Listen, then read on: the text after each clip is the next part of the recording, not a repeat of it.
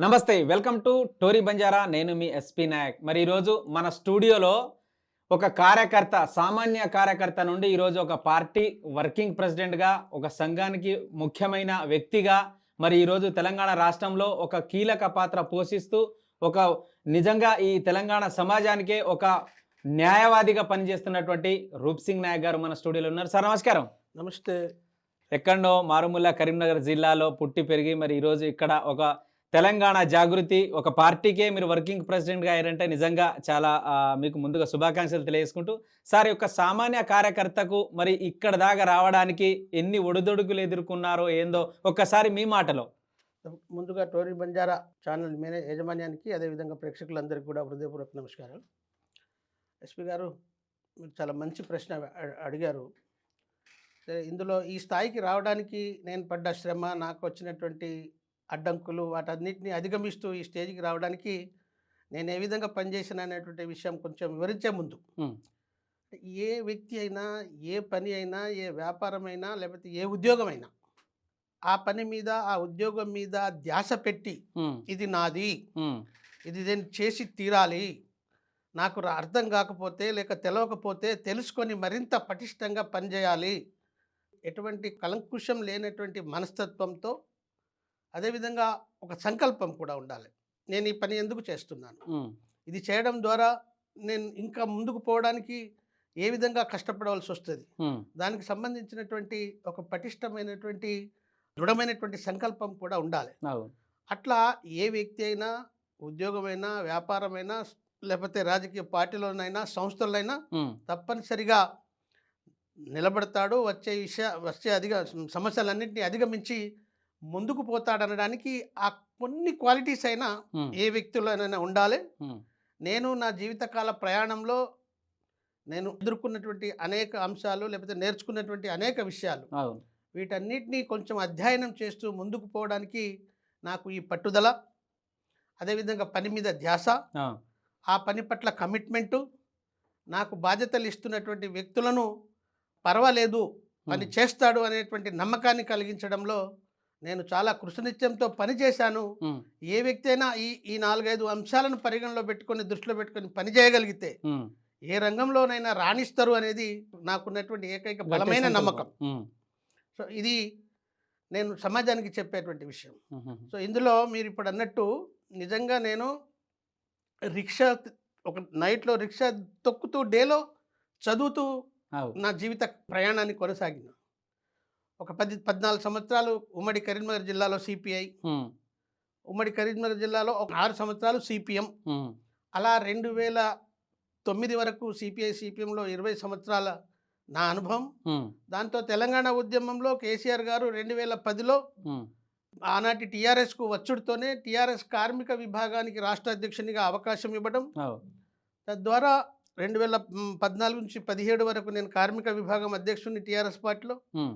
17 నుంచి మొన్నటి వరకు ఇప్పుడు బీఆర్ఎస్ పార్టీకి రాష్ట్ర కార్యదర్శిని. హ్మ్.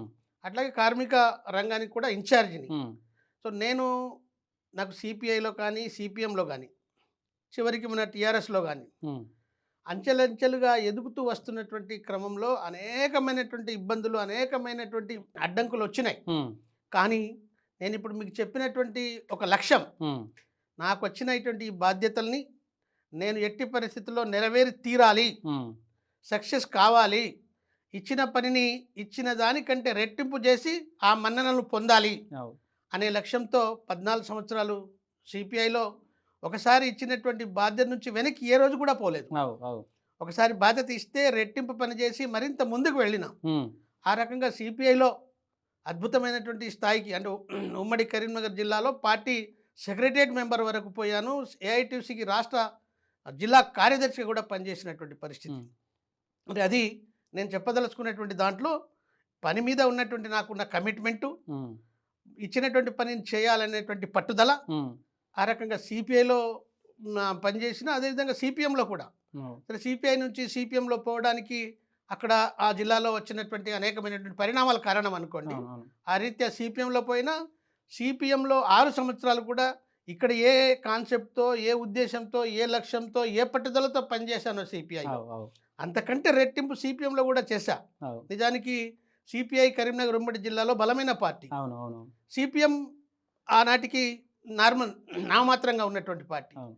కానీ ఆ 6 సంవత్సరాల్లో నేను చేసినటువంటి సందర్భంలో కూడా నేను సిపిఎం టౌన్ పార్టీ సెక్రటరీగా, జిల్లా సెక్రటరియట్ మెంబర్‌గా, హ్మ్. సిఐటియుకు ఉపాధ్యక్షునిగా హ్మ్. అనేకమైన కార్మిక ఉద్యమాన్ని సిపిఎంలో కూడా నిర్వర్తించా. అవు. అవు. అక్కడ కూడా ఇచ్చిన బాధ్యత నుంచి ఎక్కడ కూడా వెనక్కి రాలే. అవు. అవు. ఉన్నంతసేపు ముందుకే ఎన్ని అవకాశాలు ఇచ్చారో హ్మ్. వాటన్నిటికంటే ఎక్కువ ముందుకు పోయేటువంటి ప్రయత్నం చేసినా. అందులో కూడా సక్సెస్ అయినా. అవును. కాకపోతే 2009 వచ్చే నాటికి అవు. తెలంగాణ ఉద్యమం చాలా బలమందుకున్నది, ఊపందుకున్నది హ్మ్. కేసీఆర్ గారి నాయకత్వంలో. హ్మ్. హ్మ్. ఆ సందర్భంగా మా వెనుక ఉన్నటువంటి కార్మిక వర్గం అంతా కూడా టీఆర్ఎస్ ఉద్యమంలో వెళ్ళిపోతున్నది. హ్మ్. హ్మ్. కానీ సిపిఎం పార్టీలో మేము చర్చకు కూర్చున్నటువంటి సందర్భంలో హ్మ్. హ్మ్. లేదు, మనం రాష్ట్రాల ఏర్పాటుకు మన పార్టీ అనుకూలం కాదు, మనది ఏర్పాటువాదానికి వ్యతిరేకమైనటువంటి మనం ఈ ఏర్పాటువాదానికి అనుకూలం కాదు, ఆ రాష్ట్రం అనుకూలం అనేటువంటి తీర్మానం చేసి మనం వదిలేద్దాం తప్ప ప్రత్యక్ష పోరాటంలో పోయేది లేదు అని అవునవును. ఒక వర్గం. లేదు, మన వెనక ఉన్న జనమంతా టీఆర్ఎస్‌కి పోయిన తర్వాత మనం ఎవరి కోసం పనిచేస్తాం, అవు. మనం కూడా ప్రత్యక్ష పోరాటం చేయాలి అనేటువంటి సంకల్పంతోటి వాదన మీరు చేసేటువంటి వాళ్ళలో నేనొకడిని. అవు. ఆ రకంగా బయటికి రావాల్సొచ్చింది. ఆ బయటికి వచ్చిన సందర్భంలో టీఆర్ఎస్‌లో చేరాం. టీఆర్ఎస్‌లో చేరిన తర్వాత కూడా అవును. ఆ 15 సంవత్సరాలు అది కూడా కేసీఆర్ గారితో నాకొక చర్చ జరిగింది. అవునవును. సిపిఎం నుంచి నేను టీఆర్ఎస్‌కు రావాలని అక్కడున్న టీఆర్ఎస్ నాయకులందరూ నన్ను అడిగి కేసీఆర్ గారిని కలిపిన హ్మ్. సందర్భంలో హ్మ్. హ్మ్. ఆయన వెల్కమ్ రూప్ సింగ్ గారు, మీరు రండి, మనం ఉద్యమం బలంగా చేయవలసిన అవసరం ఉంది అని అంటే నేనన్నాను, సార్ మీరు పార్టీ ఉద్యమాన్ని నడిపిస్తున్నారు, నో హ్మ్. ప్రాబ్లం. కానీ కార్మిక వర్గం నడపాలి అంటే ట్రేడ్ యూనియన్ ఉండాలి. అది అవు. మన టీఆర్ఎస్‌లో లేదు మరి. లేదు. ఆ! నేను పార్టీలో వచ్చి పని చేయమంటే ఏమి చేయలేను. అవు. ట్రేడ్ యూనియన్‌లో కార్మిక వర్గం పట్ల నాకు బలమైనటువంటి మూవ్‌మెంట్ మీద అవగాహన ఉంది. వాళ్ళందరితో ఎలా పని చేయించాలి, ఎలా నిర్మాణం చేయాలి, వాళ్ళ అవగాహన ఉంది. పట్ల ఎలా వ్యవహరించాలి, వాళ్ళను ఉద్యమంలో ఎలా తీసుకురావాలి అనేటువంటి అవగాహన నాకు బ్రహ్మాండంగా ఉంది. నాకు ట్రేడ్ యూనియన్ అవకాశం ఏంటి అంటే వారు ఒక మాట ఏమంటారంటే, రాష్ట్ర సాధన ఉద్యమంలో అన్ని పార్టీలో ఉన్న వాళ్ళందరూ కూడా జై తెలంగాణ అని ముందుకొస్తున్నారు. హ్మ్. హ్మ్. హ్మ్. ఈ దశలో మనం ఒక ట్రేడ్ యూనియన్ పెట్టి కొద్దిమంది మనవాళ్ళు అనిపించుకొని అవు. మిగతా వాళ్ళు మనోళ్ళు కాదు అని మనమే గీత గీసుకోవడం ఈ ఉద్యమానికి సరి అయింది కాదు. కాదు. అందుకని మీరు వచ్చేసేయండి, మనం కాలానుగుణంగా నిర్ణయాలు తీసుకుందాము అంటే వెంటనే నేను జోక్యం చేసుకొని అన్నా, నేను ఏకీభవిస్తున్నాను సార్, అన్ని పార్టీలోళ్ళు నుంచి బయటకు వచ్చేసి జై తెలంగాణ అని కలిసి వస్తున్నారు. హ్మ్. కానీ ఈనాటికి అంటే మీరు 2001లో పార్టీని స్టార్ట్ చేశారు, 2009 వచ్చే నాటికి ఇంకా సిపిఐ, సిపిఎం ట్రేడ్ యూనియన్ల వెనుక లక్షలాది మంది కార్మికులు జెండాలు పట్టుకొని తిరుగుతున్నారు. అవునవును. ఈ దశలో మరి వాళ్ళ భాగస్వామ్యం లేకుండా రాష్ట్ర సాధన ఎలా సాధ్యపడుతుంది అనేది నేను అడిగిన వెంటనే, హ్మ్. ఎస్ రూప్ సింగ్ గారు, మీ వాదనను నేను అంగీకరిస్తున్నాను, మీరు వచ్చేసేయండి, తెలంగాణ భవన్లో ఛాంబర్ ఇస్తా, దానికి తగిన అవసరాలన్నీ ఏర్పాటు చేస్తా, అనార్గనైజ్ సెక్టార్ అసంఘటిత కార్మిక వర్గాన్ని ఏకం చేయించమని బాధ్యత ఇచ్చారు 2010లో. హ్మ్.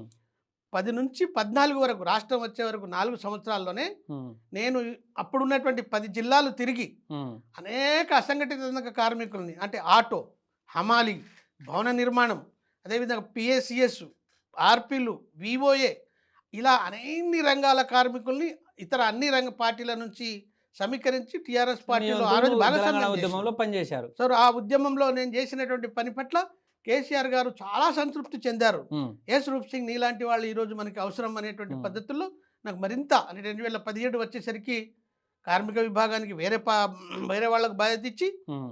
నన్ను పార్టీ స్టేట్ సెక్రటరీగా పెట్టి హ్మ్. పార్టీలో విలీనం అంతర్భాగంగా పెట్టుకొని కార్మిక విభాగానికి ఇన్ఛార్జిగా పెట్టి నాకు అద్భుతమైనటువంటి బాధ్యతలు ఇచ్చి పనిచేసినటువంటి సందర్భం. అంటే నేను ఇంతకుముందే చెప్పినట్టు సిపిఐలో ఉన్నా, సిపిఎంలో ఉన్నా, టీఆర్ఎస్లో ఉన్నా, హ్మ్.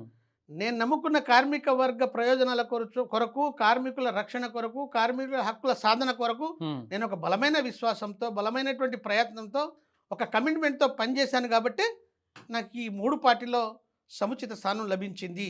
మరి రూప్ సింగ్ నాయక్ గారు ఇప్పుడు చాలామంది అంటా ఉంటారు కార్మికులకు నీతికి నిలువెత్తు రూపం. మరి అన్ని వర్గాల ప్రజలకు అందుబాటులో ఉండి ఒక్కసారి అవకాశం ఇస్తే మేము కూడా అద్భుతాలు సృష్టిస్తామని కేసీఆర్ గారి బాటలో నడిచిన రూప్ సింగ్ నాయక్ ఒక ఫ్యామిలీ మెంబర్ కంటే ఎక్కువ. అంటే కేసీఆర్ గారు కరీంనగర్ జిల్లాకు రావాలన్నా ముందుగాల ఫోన్ మీకే వస్తుంది. అంత మంచిగా మీ బిడ్డ పెళ్లికి కూడా ముహూర్తం ఉన్నా లేకున్నా గానీ ఆయననే ముహూర్తం పెట్టి కూడా ఒక ముఖ్యమంత్రి హోదాలో వచ్చి మీ బిడ్డను ఆశీర్వదించిరంటే మీపై ఆయన ఉన్నటువంటి గౌరవం తెలుస్తా ఉంది. మరి అంత నమ్మకస్తుడైనటువంటి రూప్ సింగ్ నాయక్ ఈరోజు బీఆర్ఎస్ పార్టీ నుండి బయటికి వచ్చాడా, మరి వెళ్ళగొట్టారా, లేకుంటే ఇంకేదైనా జరిగిందా? ఈరోజు కవిత గారితోటి మరి ఉన్నారు ఇప్పుడు ప్రజెంట్ మీరు. అంటే బీఆర్ఎస్ పార్టీలో బయటికి రావడానికి కారణాలు ఏంటి సార్? నేను ప్రత్యేకంగా ఒక రూప్ సింగ్‌గా కవిత గారి వెంబడి రావడానికి అనేక కారణాలున్నాయి. హ్మ్. అందులో ప్రధానమైన కారణాలేంటంటే, గొప్పగా నాకు కేసీఆర్ గారు ఎన్ని అవకాశాలు పార్టీలో ఇచ్చినా, హ్మ్. నాకున్న ట్రేడ్ యూనియన్ రంగం, ట్రేడ్ యూనియన్ మూవ్‌మెంట్ అవును. దాన్ని ఎప్పటికప్పుడు కాపాడుకోవాలి అంటే, ఏదో ఒక బలమైనటువంటి నాయకుల సపోర్ట్ కావాలి. కావాలి. అందుకు ప్రతి కార్మిక ఉద్యమంలో అంటే తెలంగాణ రాష్ట్ర వచ్చిన తర్వాత హ్మ్. ఉద్యమంలో ఆటో కార్మికులను నువ్వు సమీకరించు అని కేసీఆర్ గారు అన్నారు. హ్మ్. నేను రాష్ట్ర వ్యాప్తంగా ఆటో కార్మికులను సమీకరించాను. రాష్ట్రం వచ్చిన తర్వాత మరి వారికి మేలు చేయాలంటే తనకు డైరెక్ట్‌గా ఎప్పటికప్పుడు కలిసేంత టైం ఉండేది కాదు. అవు. వారికి ఉన్నటువంటి సమయ పరిస్థితులు అలా ఉండేటివి కావు. నేను వెంటనే కవితమ్మ గారికి చెప్పటం. హ్మ్. అంటే కవితమ్మ గారికి నాకు బాగా సన్నిహిత్యం కావడానికి కారణం ఏంటంటే 2014లో హ్మ్. ఉమ్మడి నిజామాబాద్ జిల్లా ఇన్ఛార్జిగా ఉండడం, అవు. పార్టీ మెంబర్‌షిప్, ఇతర కార్యక్రమాలు, పార్టీ వ్యవహారాలు చూడడం. హ్మ్. అప్పటికి కవితమ్మ గారు అక్కడ ఎంపీగా ఉండడం. పోటీ చేయడం, గెలవడం, హ్మ్. దాంట్లో నా పాత్ర కూడా అక్కడ ఉండడం, అక్కడున్న బీడీ కార్మికులు, భవన నిర్మాణ కార్మికులు లేదా బీడీ ఠేకేదారులు వీళ్ళందరి యొక్క భాగస్వామ్యం నేను చేయడం వల్ల అవు. కవితమ్మ గారు గెలవటం, ఆ పని విధానంతో కవితమ్మ గారు నాకు మరింత సన్నిహిత్యం కావడం అవు. ఆర్గనైజేషన్ పరంగా. తద్వారా ఇలా పార్టీలో మనం ఆటో కార్మికులకు మొదటి సంతకం కేసీఆర్ గారిది. అవు. రోడ్ ట్యాక్స్ రద్దు, అవు. ప్రమాద బీమా 5 లక్షలు, హ్మ్. తర్వాత ఇంకో 2, 3 ఐటమ్స్ ఆటో కార్మికులకు చేయగలిగాము అంటే అది కవితమ్మ గారికి చెప్పడం, కవితమ్మ గారు కేసీఆర్ గారికి చెప్పి చేయించేటువంటి పరిస్థితి. ఓన్లీ ఆటోదే కాదు, అవు. బీడీ కార్మికులు కూడా ఇలా తెలంగాణలో వ్యవసాయ పరిశ్రమ తర్వాత బీడీ పరిశ్రమ అతిపెద్దది, రెండో స్థానంలో ఉంటుంది. అవు. 5 లక్షల పైచిలుకు బీడీ కార్మికులకు ఆసరా పెన్షన్ ఇప్పించడంలో కూడా కవితమ్మ గారి పాత్ర. నేను ఆ రంగానికి గౌరవాధ్యక్షునిగా కవితమ్మ గారికి చెప్పడం, హ్మ్. కవితమ్మ గారు కేసీఆర్ గారికి చెప్పడం, వారు అంగీకరించడం, బీడీ పరిశ్రమకు ప్రత్యేకంగా బీడీ కార్మికులకు 4,20,000 మందికి పెన్షన్ ఇప్పించడం. పెన్షన్. వాళ్ళే కాదు, హ్మ్. బీడీ ఠేకేదారులకు 6,000 మంది ఉంటారు తెలంగాణలో. అసలు వాళ్ళు పెన్షన్కు అర్హులు కారు, కానీ పరిశ్రమ రోజు రోజుకు క్షీణించిపోతుంది. అవు. ఆ క్షీణిస్తున్న దశలో వాళ్ళు కూడా నిలబడే పరిస్థితి లేదు కాబట్టి వాళ్ళకు కూడా అంటే హ్మ్. రెండో ప్రభుత్వం మొదటి దశలోనే బీడీ ఠేకేదారులకు కూడా పెన్షన్ ఇప్పించినటువంటి ఘనత కవితక్క గారి. హ్మ్. హ్మ్. వీళ్ళే కాదు, ఇవాళ విఓఏలకు గౌరవవేతనం ఇప్పించడం, హ్మ్. ఆర్పీలకు గౌరవవేతనం ఇప్పించడం, హ్మ్. పిఎస్సిఎస్ ఉద్యోగులకు హెచ్ఆర్ పాలసీ ఇప్పించడం. హ్మ్. ఇట్లా టోటల్ టీఆర్ఎస్ పార్టీ ప్రభుత్వంలో కేసీఆర్ గారు సీఎంగా ఉన్నటువంటి ఈ 10 సంవత్సరాల కాలంలో హ్మ్. ఒక 7-8 నుంచి 10-12 రంగాల కార్మికులకు, అంటే ఆశా వర్కర్లకు, అవును. అంగన్వాడీలకు వేతనాలు పెంచడం, గౌరవ వేతనాలు ఇప్పించడం, హ్మ్. వాళ్ళ సమస్యల్ని పరిష్కరించడంలో కవితమ్మ గారే కీలకమైన పాత్ర పోషించారు. హ్మ్. నాకున్న సన్నిహితంతో నేను ఈ సమస్యలన్నీ అధ్యయనం చేసి వారి ముంగట పెట్టడం, హ్మ్. వారు వెళ్ళేసి తండ్రి గారితో మాట్లాడి వీళ్ళకు న్యాయం చేయించడం. హ్మ్. అంటే ఈ రకంగా కార్మిక వర్గ ఉద్యమానికి రాష్ట్రం వచ్చిన తర్వాత మేలు జరిగిందంటే హ్మ్. దానికి పూర్తి బాధ్యత కవితమ్మ గారిది. హ్మ్. అందుకే ఇవాళ పార్టీ నుంచి కవితమ్మ గారిని సస్పెండ్ చేసిన తర్వాత హ్మ్. మరి నాకు ఏకైక దిక్కు, కార్మిక వర్గానికి ప్రతినిధి, హ్మ్. వాళ్ళ యొక్క ఆశాదీపం కవితమ్మ. అవు. అందుకే కవితమ్మ గారిని నేను విశ్వసించి, వారైతేనే ఇటు కార్మిక వర్గం, న్యాయం రెండోది చేయగలుగుతారు. కార్మిక వర్గంతో పాటు ఇవాళ మీకు కవితమ్మ గారి నినాదం మీరు వింటున్నారు, అవు. సామాజిక తెలంగాణే లక్ష్యం. హ్మ్. భౌతిక తెలంగాణ సాధించుకున్నాం, హ్మ్. భౌగోళిక తెలంగాణ సాధించుకున్నాం, సామాజిక తెలంగాణ లక్ష్యం. ఏంటి ఇవాళ సామాజిక తెలంగాణ లక్ష్యం అంటే ఏంటి? హ్మ్. సామాజికంలో ఉన్నటువంటి అత్యధిక సంఖ్యలో ఉన్నటువంటి బీసీ, ఎస్సీ, ఎస్టీ హ్మ్. ఈ వర్గాలకు జరగవలసినంత మేలు జరగలేదు. హ్మ్. పైగా మనం అనుకుంటాం ఇప్పుడు ఎస్టీలకు రాజ్యాంగ పరంగా రక్షణ ఉంది, హ్మ్. రిజర్వేషన్ అమలవుతుంది, ఏదో గొప్పగా ఉన్నామనేటువంటి ఫీల్ అవుతా ఉన్నాం. హ్మ్. హ్మ్. అదేవిధంగా ఎస్సీలలో కూడా అదే పరిస్థితి ఉంది. అవును. కానీ వాళ్ళ కేంద్రంలో బీజేపీ వచ్చిన తర్వాత హ్మ్. మన రిజర్వేషన్ మనకు తెలియకుండానే తీసేశారు. హ్మ్. మనకు తెలియకుండానే రిజర్వేషన్ తీసేశారు. హ్మ్. వాళ్ళ రైల్వే ప్రైవేట్ పరం అయిపోయింది, హ్మ్. తర్వాత ఎయిర్లైన్ ప్రైవేట్ పరం అయిపోయింది, ఆర్టీసీ ప్రైవేట్ పరం కాబోతుంది. హ్మ్. ఇట్లా అన్ని రంగాలను ప్రైవేట్ పరం చేయడం ద్వారా మనకు తెలియకుండానే రిజర్వేషన్ క్లోజ్. హ్మ్. ఇది బీజేపీ గొప్పతనం. హ్మ్.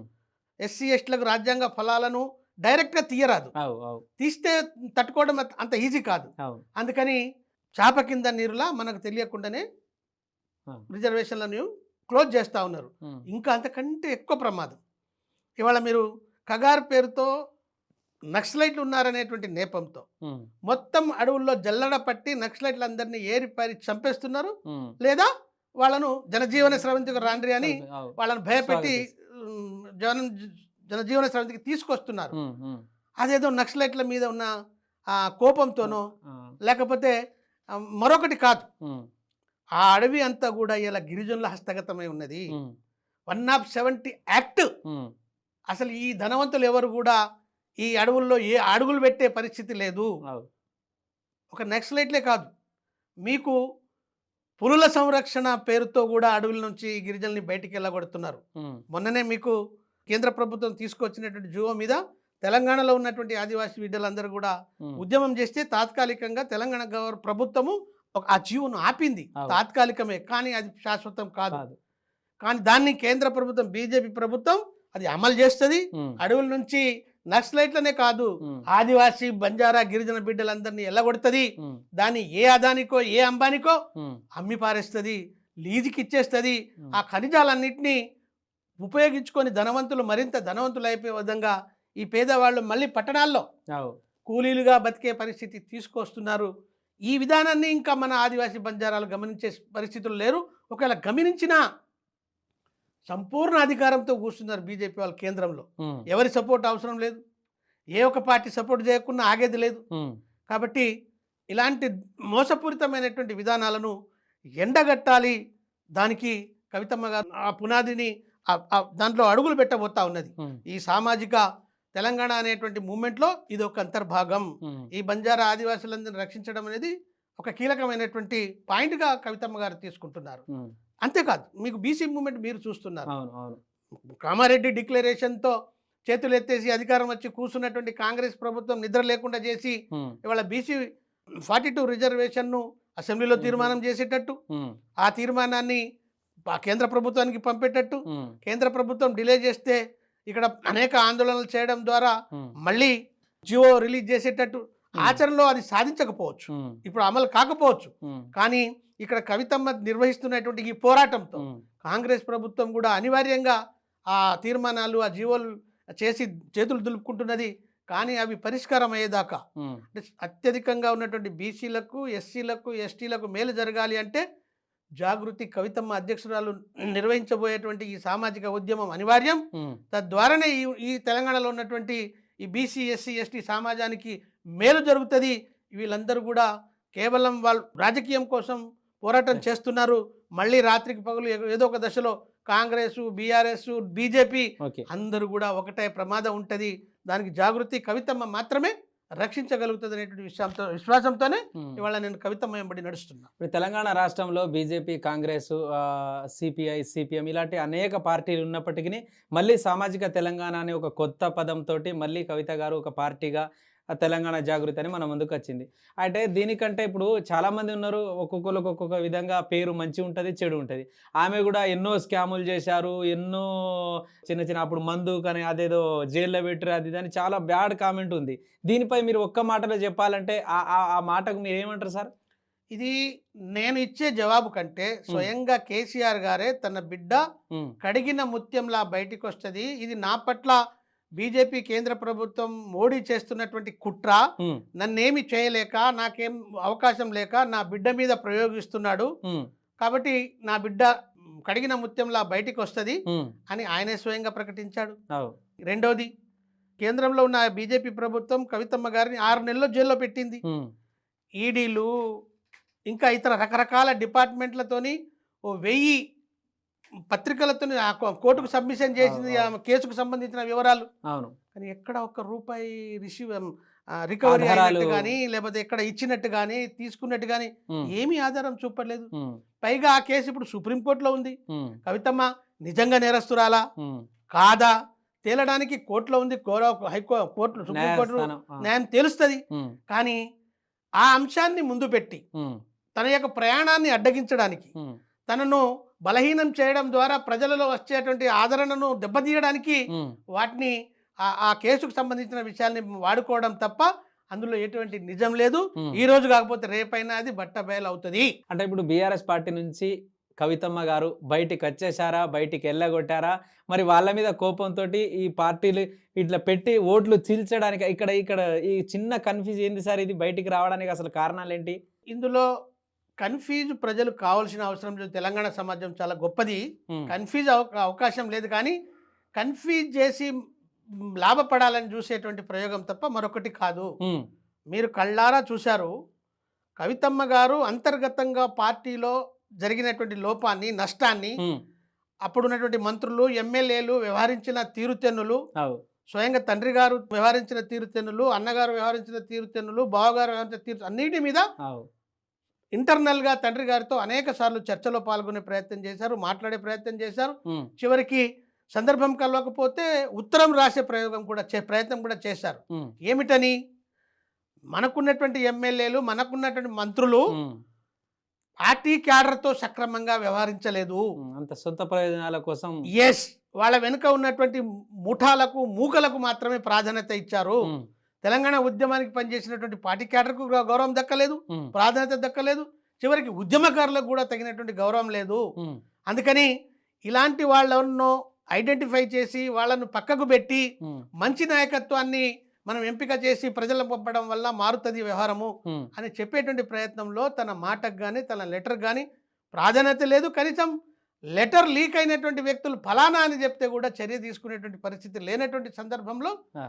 కవితమ్మ గారు ఆ ఘర్షణ పడుతూ కూడా పార్టీలోనే అవు. తన ప్రయాణాన్ని ఆపలేదు. హ్మ్. జైలుకు పోయి వచ్చిన తర్వాత 3 నెలలు మాత్రమే రెస్ట్‌లో ఉండి హ్మ్. ఆరోగ్యరీత్యా తర్వాత వెంటనే పార్టీ పరంగా జనంలోకి వెళ్ళింది. హ్మ్. జనంలోకి వెళితే ఇక్కడ నుంచి డైరెక్షన్ హ్మ్. పేరు నేనేం చెప్పలేను కానీ అవు.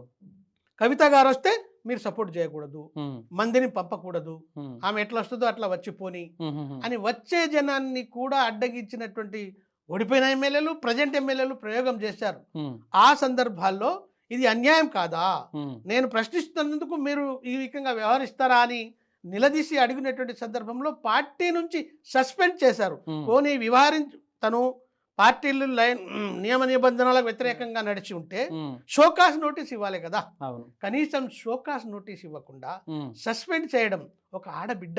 అవు.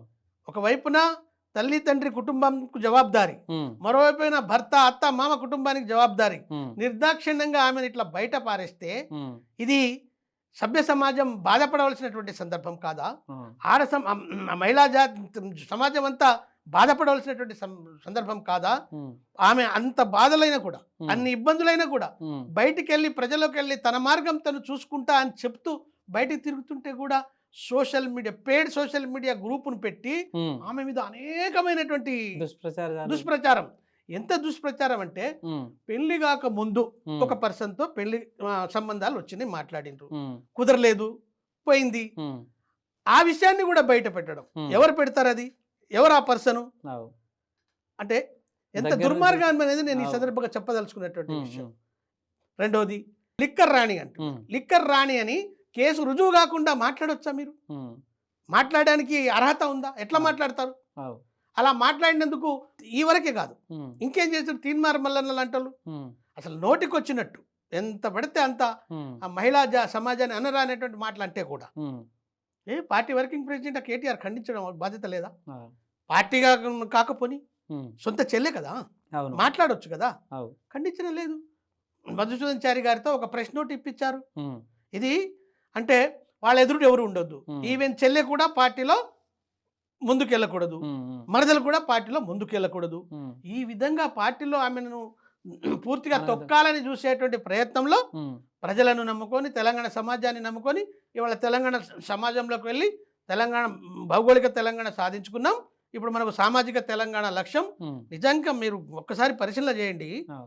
బీసీలో 50% జనాభా ఉంటే హ్మ్. హ్మ్. ఒక 4, 5 అందులో 126 పైచిలుకు కులాలుంటాయి. అవు. అందులో 4, 5 కులాలే ఇప్పుడు కాస్త మెరుగ్గా రాజకీయంలో ఉంటాయి. కాస్తో కూస్తో ఉన్నాయి. ఉంటాయి. మిగతా చాలా కులాలు హ్మ్.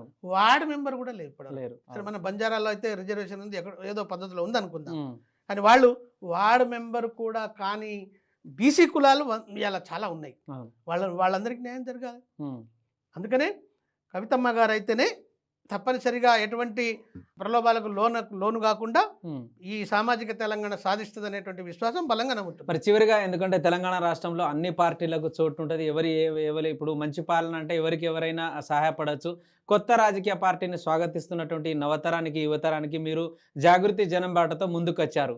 ఒకవేళ మీ పార్టీ ఎందుకంటే ఇప్పుడు ఇక్కడ వార్డ్ మెంబర్ నుంచి మొదలుకొని ఇక్కడ ముఖ్యమంత్రి పీఠం దాగా ఎందుకంటే కొన్ని కొన్ని పత్రికల్లో కూడా మేము ముఖ్యమంత్రి అయిపోయినాం అన్నట్టు చాలా అంటే మీరు చెప్పినట్టు సోషల్ మీడియా పరంగా అది తప్పుడు సమాచారమా లేకుంటే కావాలని రాయడమా అది ఉంది. అయితే ఇప్పుడు మీరు ఒకవేళ ఈ ప్రభుత్వంలో రావడానికి ఒకవేళ ఎందుకంటే అన్ని పార్టీలకు చోటున మీరు రాజ్యాధికారం తెలంగాణ జాగృతి రేపు రాజ్యాధికారం సాధిస్తే అంటే మీరు పవర్లకు వస్తే మీరు ప్రజలకు ఒక్క మాటలో ఏమి అందిస్తారు పాలన? 100కి 100 జాగృతి పార్టీ తప్పనిసరిగా ఏర్పాటు చేస్తాం. ఉమ్, జాగృతి పార్టీ ఏర్పాటు చేయడమే కాకుండా సామాజిక తెలంగాణ సాధన కోసం ఏ మాట ఇచ్చి అయితే ప్రజలకు వెళుతున్నామో ఉమ్, ప్రజల యొక్క ఆదరణ, ప్రజల యొక్క సపోర్టింగ్ అద్భుతంగా లభిస్తూ ఉంది. ఉమ్, 100కి 100 ఏ సమాజానికి ఎంతమంది ఉన్నారో, ఏ కులానికి ఎంతమంది ఉన్నారో వాళ్ళందరికీ రాజ్యాంగపరమైనటువంటి రక్షణ ఉండే విధంగా రిజర్వేషన్లను అమలు చేసేటువంటి బాధ్యత జాగృతి తీసుకుంటుంది. కవితక్క గారు తీసుకుంటున్నారు. ముఖ్యంగా యువత అండ్ మహిళ ఉమ్, ప్రాధాన్యత అంతా, ఎందుకంటే తరతరాలు అణగబడ్డ వాళ్ళు మహిళలు. అవు, మహిళల కోసమే మొదటి ప్రియారిటీ. ఉమ్, అదేవిధంగా యువకులే. ఉమ్, ఇక్కడ మొమాటం ఏమీ లేదు. యువకులకు, మహిళలకు మొదటి పీట వేసి ఈ తెలంగాణలో భవిష్యత్తులో కనుక రాష్ట్రంలో అవకాశమే వచ్చి అక్కగారు సీఎం అయ్యే పరిస్థితులు వస్తే మాత్రం తప్పనిసరిగా మహిళా యువకులకు అవకాశం ఇస్తూ ఈ సామాజిక తెలంగాణ సాధన ఏ కులానికైతే ఇప్పటి వరకు ప్రాతినిధ్యం లేదో అది sarpanch, MPTC, ZPTC, MLA, MP దాకా ఉమ్. ఎవరి వాటా ఎంతో వాళ్ళందరికీ కూడా తప్పనిసరిగా ఇచ్చి తీరుతాం. మరి చివరిగా ఇప్పుడు ఈ జాగృతి జనం బాటతోటి ప్రజలకు వెళ్తా ఉన్నారు, అన్ని సమస్యలు తెలుసుకుంటారు, బాగుంది. కొన్ని జిల్లాలలో అంటే అది కావాలన్నా లేకుంటే ఇంకేదో ఫ్లెక్సీలు ఇచ్చించడం, అసలు అక్కడికి ప్రోగ్రాం పెట్టకుండానే ఆపడం, ఇంకా కొన్ని జాగాల బ్రహ్మాండంగా స్వాగతిస్తున్నారు. ఈ చిన్న లింక్ ఏంటి సార్ అసలు ఇది? అంటే ఈ పగనా లేకుంటే ఇది అట్లా? అది ఇప్పుడు నల్గొండలో చూసాం. ఆవు, నల్గొండలో జనం బాటలో ఉన్నటువంటి సందర్భంలోనే పిల్లలు బయట ఫ్లెక్సీ పెట్టుకుంటున్నారు. ఉమ్, ఆ జిల్లా మంత్రి లోకల్లో ఉంటాడు.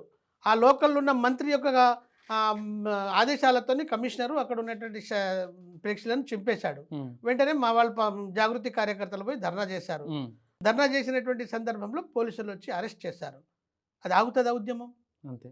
అంటే ఆమె వచ్చిన చోట ప్రజలు ఆమె దగ్గరికి రావటం, అక్కడి వాళ్ళ లోతులు, పాతులు, బలహీనతలు, వాళ్ళ భూ కబ్జాలు బయటికి లేదా తీయడం, చెప్పడం. వాళ్ళ అవినీతిపరమైన భాగోతాలన్నీ బయటికి చెప్తారు కాబట్టి అవి బయటికి రాకుండా ఆ, సబ్జెక్టు డైవర్ట్ చేయడానికి ఉమ్, కొన్ని చోట్ల అలాంటి ప్రయోగాలు చేశారు. ఉమ్, కానీ జనం వాటిని ఎవరిని కూడా పట్టించుకోలేదు. జాగృతిగా మేము కూడా పట్టించుకోలేదు. వాళ్ళన్నింటినీ కూడా ఎదుర్కొంటూ ప్రజల్లోకి వెళుతున్నాం. ప్రజలు అద్భుతమైనటువంటి స్వాగతం పలుకుతున్నారు. అవి కూడా ఎలా ఉంది ఎస్పీ గారంటే, కవితమ్మ గారు మా దగ్గరికి వస్తే మా సమస్యలు పరిష్కారం అవుతాయి ఉమ్, అనే విశ్వాసంలో ఉన్నారు జనం. ఆ, పాపం తను అధికారంలో లేదు, ప్రతిపక్షంలో లేదు. ఆవు, జాగృతి సంస్థ ద్వారానే ప్రయాణంలో ఉంది. రేపో మాపో పార్టీగా మారేటువంటి పరిస్థితి వస్తుంది. ఆవు, కానీ మీరు స్వయంగా కూడా చేశారు. హైదరాబాద్లో మొన్న 5 రోజులు పాదయాత్ర చేసాం. అవును, జనం జాగృతి బాట నడిచింది. అవును. జనం జాగృతి బాట. కవితమ్మ రేపు పలానా ఏరియాలో తిరుగుతుందంటే మనం 5 రోజులు ఉమ్, 15 నియోజకవర్గాలు, ఉమ్, ఒక రోజుకి 3 నియోజకవర్గాల చొప్పున మేము ఆ జనం బాట రూట్ ప్రోగ్రామ్ మ్యాప్ వేసుకున్నాం. రూట్ మ్యాప్ వేసుకున్నాం. షెడ్యూల్ ముందే రిలీజ్ చేసినాం. ఉమ్, ఏ రోజు ఎన్ని గంటలకు, ఏ నియోజకవర్గం ఎన్ని గంటలకు, ఏ పాయింట్ అని పాయింట్ కూడా షెడ్యూల్ రిలీజ్ చేస్తాం. ఉమ్, ముందు రోజే ఆ రాత్రికి రాత్రే ఆ, రేపు మార్నింగ్ కవితమ్మ గారు వస్తున్నారంటే ఎమ్మెల్యేలు సైతం జేసీపీలు పెట్టుకొని, బుల్డోజర్లు పెట్టుకొని అక్కడ ఉన్న నేరాలను సాఫ్ చేయడం, అక్కడ ఉన్నటువంటి డస్ట్ అంతా తీపించడం, మున్సిపాలిటీని పిలుచుకొని మళ్ళీ మేము అక్కడ పోయేసరికి ఏమి ఉండటం లేదు. ఏదైతే ఇప్పుడు మార్పు మొదలై మార్పు. Yes.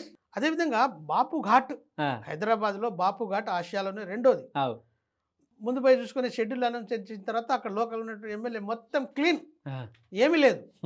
ఆ క్లీనే కాదు, ఆవు, ఈవెన్ మీకు అంబర్పేట కాన్స్టిట్యున్సీలో ఆ, 6 నంబర్ రోడ్ దగ్గరికి తెల్లారిపోతుంది అని అంటే 12 గంటల వరకు కార్యకర్తలు జెండాలు కట్టారు, ఫ్లెక్సీలు కట్టారు, ఏమీ లేదు. ఆ, పొద్దున 6 గంటలకు 7 గంటలకు పోయి కార్యకర్తలు మళ్ళీ మూమెంట్ ఎలా ఉందని చూసేసరికి డాంబర్ రోడ్ నీట్గా మెరుస్తున్నది. అంటే అలా అంటే జనమంతా కూడా కవిత వెంబడి రావడం వల్ల రేపు వచ్చే ఎన్నికల్లో మాకు నష్టం జరుగుతుందని ప్రభుత్వం అవును. తనకు తానే స్పందిస్తూ అవును. ఆ పని చేయించేటువంటి ప్రయత్నం చేస్తున్నారు. అవును. కొన్ని చోట్ల అధికారులే కదిలి పని చేస్తున్నారు. అవును. దాన్ని కవితమ్మ గారు పోతే పని కావడం ఏంటి?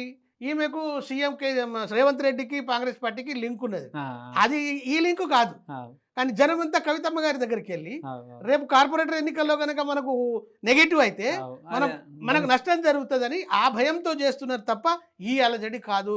అటువంటి అవకాశమే లేదు.